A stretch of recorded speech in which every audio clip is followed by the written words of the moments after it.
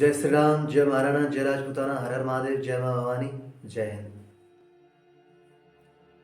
मैं अक्सर सुनता हूँ कि ब्राह्मणों ने दलितों पे जो है बहुत अत्याचार किए, आदि आदि।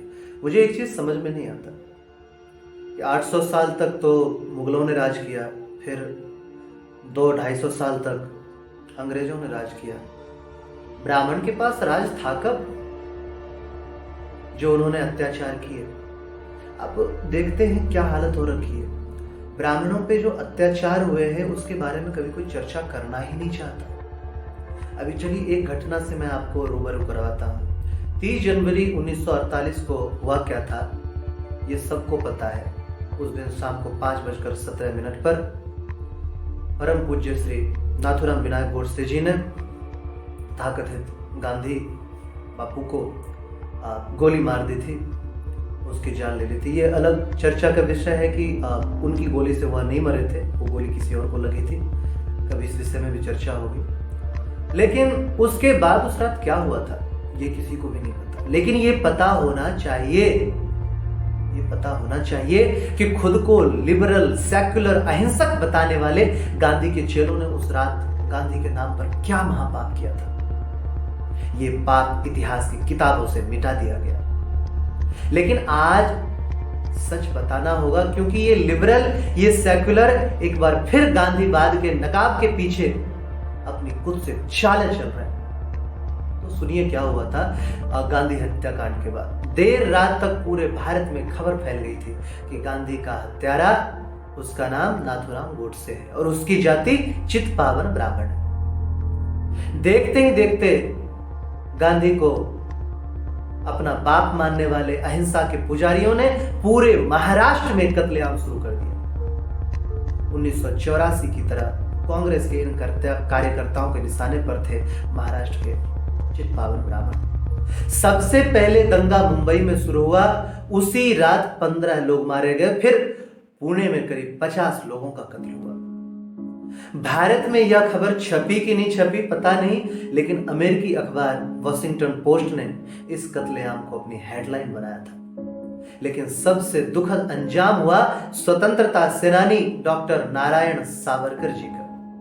नारायण सावरकर वीर सावरकर जी के सबसे छोटे भाई थे। गांधी के हत्या के एक दिन बाद पहले तो भीड़ ने रात में वीर सावरकर जी के घर पर हमला किया, लेकिन जब वहां बहुत सफलता नहीं मिली तो शिवाजी पार्क में ही रहने वाले उनके छोटे भाई डॉक्टर श्री नारायण सावरकर जी के घर पर हमला बोल दिया। डॉक्टर नारायण सावरकर जी को बाहर खींच करके निकाला गया और भीड़ उन्हें तब तक पत्थरों से लहूलुहान करती रही जब तक कि वे मौत के मुहाने तक नहीं पहुंच गए। इसके कुछ महीनों बाद ही डॉक्टर नारायण सावरकर जी की मौत हो गई। मुझे पता है लोग बोलेंगे वीर सावरकर ने तो अंग्रेजों से माफी मांगी थी, गांधी हत्याकांड में उसका नाम आया था।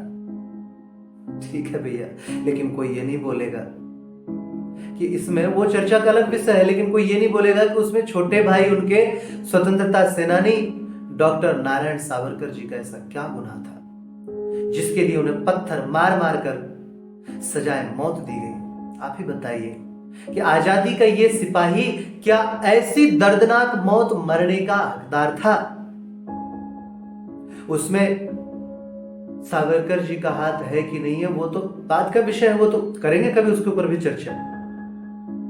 लेकिन क्या ऐसी दर्दनाक के मौत के हकदार थे डॉक्टर नारायण सावरकर?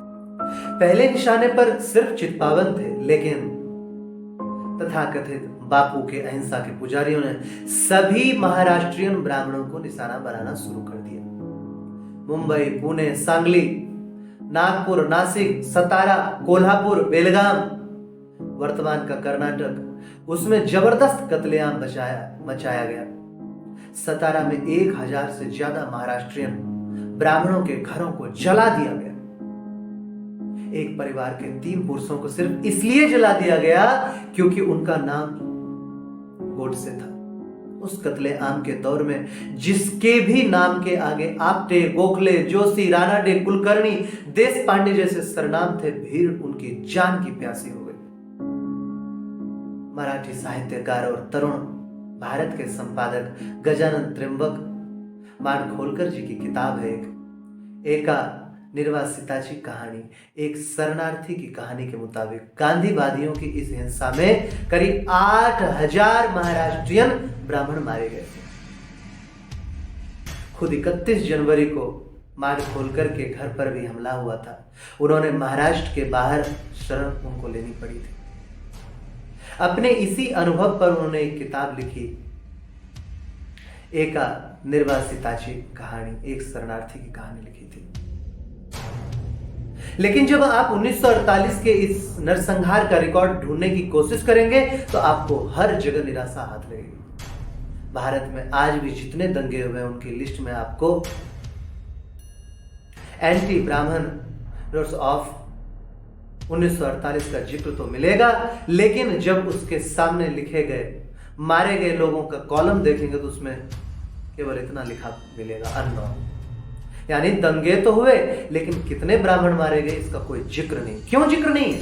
क्यों इतिहास के इस काले पन्ने को मिटा दिया गया? वजह सिर्फ एक है कि आने वाली पीढ़ी को यह कभी पता नहीं चलना चाहिए कि गांधी टोपी पहनने वाले अहिंसा के पुजारियों ने कैसा खूनी खेल खेला था।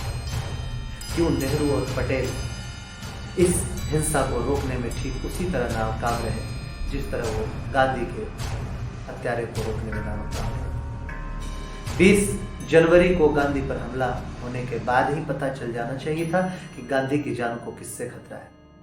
20 जनवरी के बाद अगले 10 दिन तक नेहरू और पटेल की पुलिस गोडसे तक नहीं पहुंच पाई, उनकी पहचान तक नहीं कर पाई।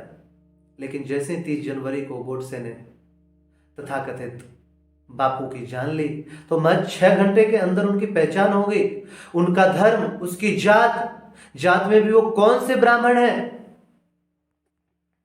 ये सब जानकारी महाराष्ट्र की उन्मादी कांग्रेसी गांधीवादियों को मिल गया। वो भी उस दौर में जब सोशल मीडिया तो छोड़िए, फोन का भी जमाना नहीं था।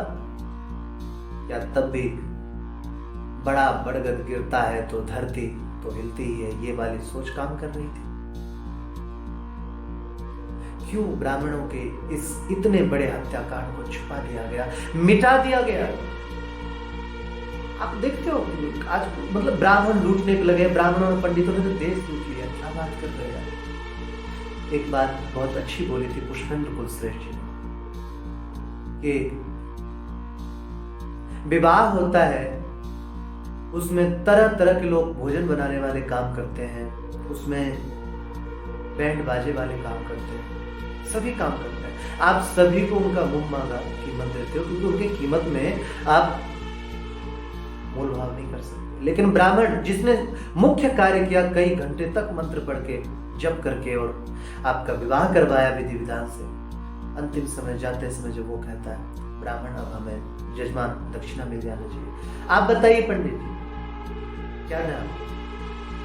अरे जजमान आप जो देना चाहें आप बताइए पंडित जी। अब मान लीजिए उसने केवल 500 भी कह दिया, अरे पंडित जी आपने तो लूट मचा रखी।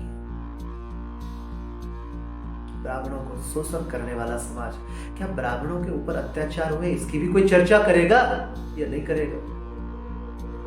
अगर वीडियो पसंद आती है तो लाइक शेयर सब्सक्राइब कर दीजिएगा। मिलते हैं अगले वीडियो में। जय श्री राम, जय महाराणा, जय राजपूताना, हर हर महादेव, जय मां भवानी, जय हिंद।